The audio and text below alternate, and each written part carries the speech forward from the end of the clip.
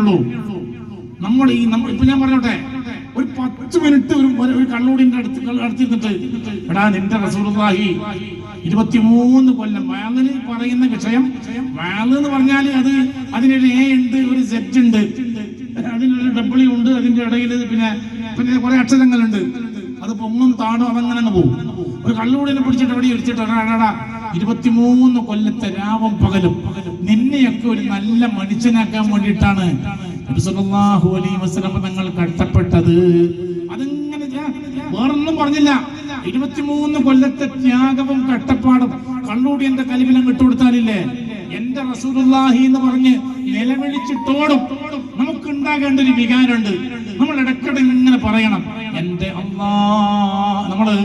നമ്മള് ഇടക്കിടക്കൊക്കെ ചിലപ്പോഴൊക്കെ സന്തോഷം കൊണ്ട് എന്റെ ഭാര്യന്നല്ലേ, എന്റെ ആയിഷ, എന്റെ റംല, എന്റെ നദീറ, എന്റെ ഖദീജ ഇല്ലേ, എന്റെ അല്ലെങ്കിൽ തന്നെ അങ്ങോട്ട് തന്നെ പിന്നെ പറയാനില്ല.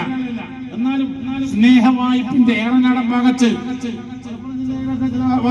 എന്റെ മോൻ നോക്കി പറയും, എന്റെ മോനാണ്, എന്റെ മോൻ അതിലെ പോണ്ടേ, എന്റെ മോൾ അതിലെ പോണ്ടെന്ന് പറയും.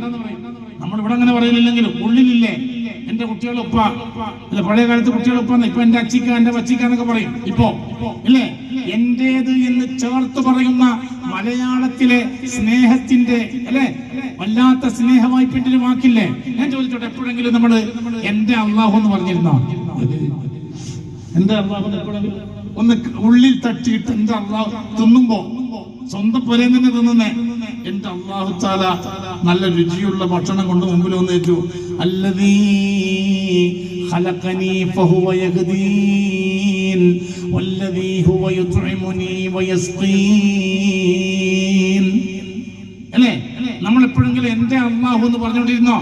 എന്റെ റസൂലുള്ളാഹി എന്ന് ഒന്ന് അത് പറഞ്ഞുകൊണ്ടിരിക്കണം.